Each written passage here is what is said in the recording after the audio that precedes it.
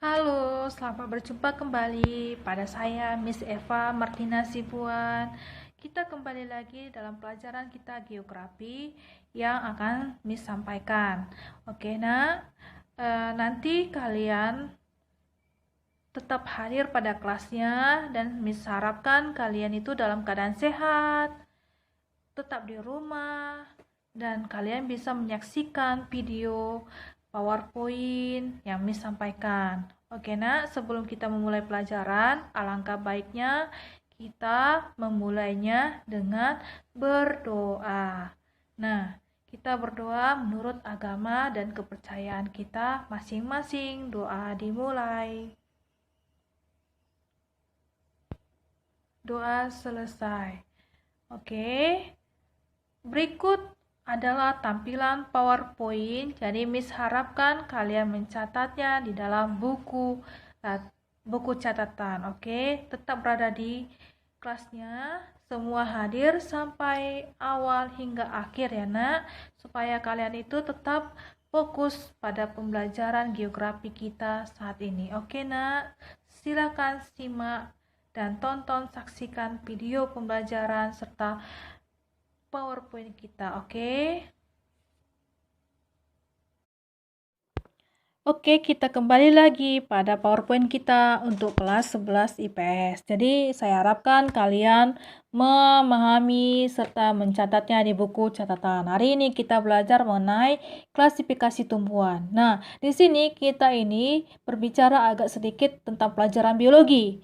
Nah, di sini ya kan ada cabang biologi yang menangani tentang klasifikasi tumbuhan, yaitu taksonomi. Nah, pada PowerPoint ini bisa kalian lihat ada namanya situ slide, ya kan? Slide itu ada situ bagian-bagian tumbuhan, ada Talopita, Bryophyta, Tasiophyta, Pteridophyta, Cormophyta, Spermatophyta. Di situ ada bagan-bagannya, ya kan? Nah, berikut kita akan membahas apa sih pengertian tumbuhan, tanaman, dan flora. Ketiganya itu sama, tapi artinya berbeda. Mari kita lihat. Tumbuhan adalah salah satu dari klasifikasi makhluk hidup.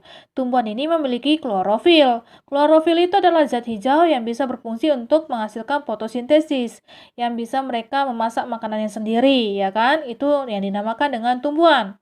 Kalau tanaman itu merupakan beberapa jenis organisme yang dibudidayakan pada suatu ruang atau sebagai media untuk dimanfaatkan di kemudian hari. Nah, tanaman ini contohnya kita ambil tanaman hias, misalnya jahe. Jahe itu kan bisa untuk pengobatan, bisa juga untuk tanaman hias di pinggir tanaman pagar kita. Itulah yang dikategorikan sebagai contoh tanaman dan pengertian tanaman. Nah, tanaman ini juga ditanam, dirawat, dan dibudidayakan oleh manusia pada suatu media. Itulah tadi medianya itu bisa pada ruang terbuka maupun ruang tertutup. Sudah? Nah, berikutnya di sini pengertian flora. Flora secara umum adalah segala jenis tumbuhan serta tanaman yang ada di muka bumi.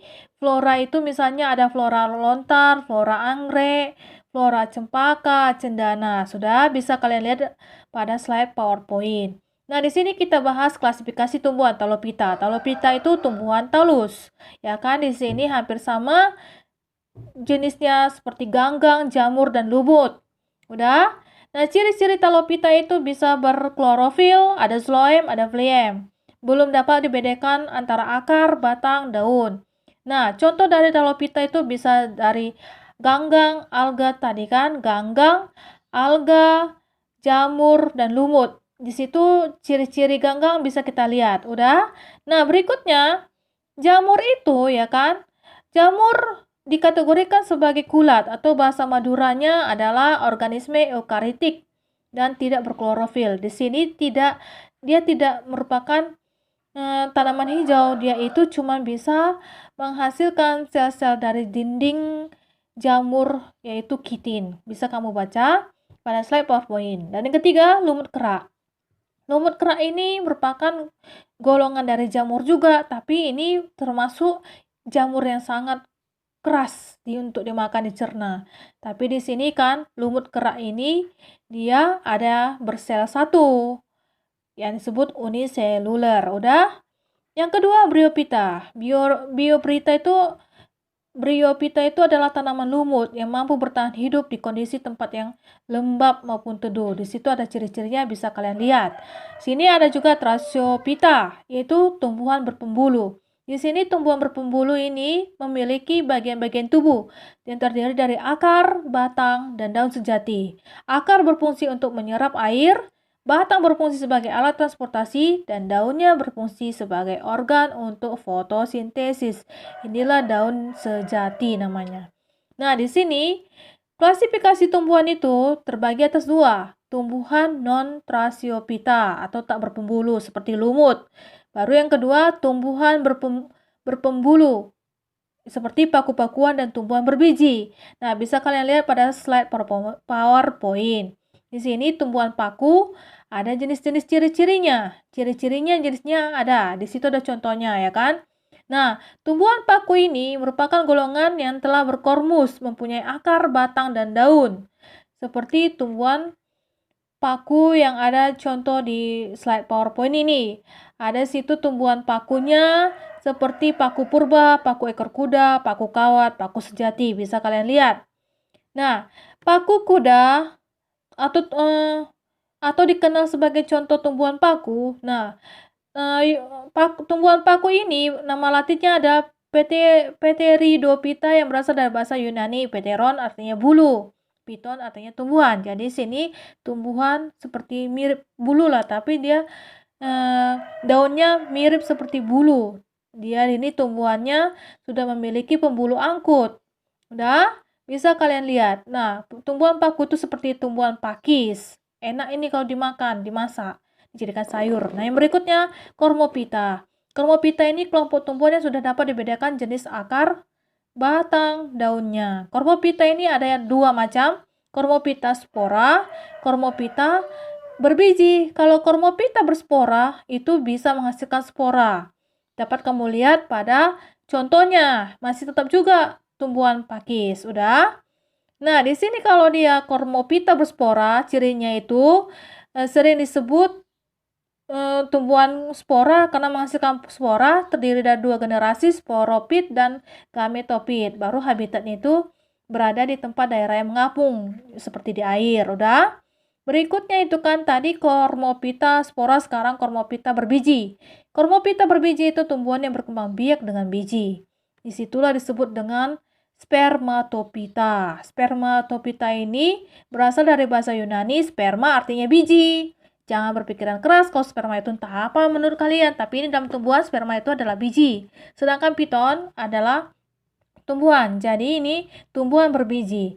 Nah, tumbuhan pada Spermatophyta ini berasal dari calon biji yang di dalamnya mengandung calon individu baru pada tumbuhan. Maksudnya adalah ada lembaga yang terbentuk setelah terjadi proses penyerbukan pada suatu tanaman sehingga menghasilkan pembuahan. Udah, Spermatophyta adalah jenis tumbuhan berpembuluh karena memiliki sebuah batang, akar, dan daun sejati. Itulah dia. Nah, di sini juga ada ciri-ciri dari Spermatophyta. Tubuhnya makroskopis dengan ukuran yang bervariasi, termasuk organisme multiselular. Ya, organismenya ini ada banyak. Dah, di sini maksudnya ya kan tadi bukan banyak, multiselular itu satu lah, multi kan. Udah, berikutnya di sini ada contoh juga dari tumbuhan Spermatophyta yaitu Gymnospermae dan Angiospermae. Ciri-cirinya kalau Gymnospermae bisa kalian lihat di dalam slide PowerPoint, yaitu berupa semak. Kalau Angiospermae itu dia bakal biji, udah memiliki bunga, batangnya berkayu dan bercabang. Kalau Gymnos ini penyerbukan, sudah bisa kalian lihat pada slide PowerPoint ada gambarnya. Oke kelas, cukup sekian dan kalian tuliskan di dalam buku catatan kalian. Selamat siang, selamat beraktivitas, dan God bless you all. Oke nak, kita tadi sudah belajar dari slide PowerPoint dan kali ini Miss harapkan kalian mengerti dan kalian juga tulis di buku catatan supaya kalian itu bisa mengingatnya kembali. Nanti suatu saat Miss akan meminta kepada kalian apa pelajaran kita pada materi sebelumnya. Jadi, kalian juga jangan lupa menonton video yang akan Miss kasih juga.